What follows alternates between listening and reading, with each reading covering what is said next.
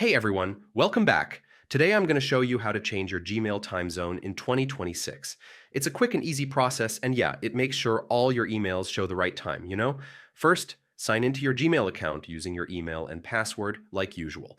Make sure you're using the account where you want to update the time zone. Once you're logged in, click the gear icon in the top right corner to open the settings menu, then select See All Settings to access all Gmail options. In the settings page, make sure you're in the General tab. Scroll down until you find the Time Zone section. This is where you can adjust your settings. Click on the drop-down menu for time zone and select your correct region or city.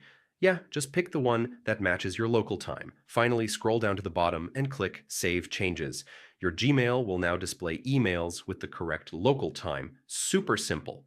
And that's it. You've successfully changed your Gmail time zone in 2026. If this tutorial helped you, don't forget to like, subscribe, and hit the bell so you never miss future guides.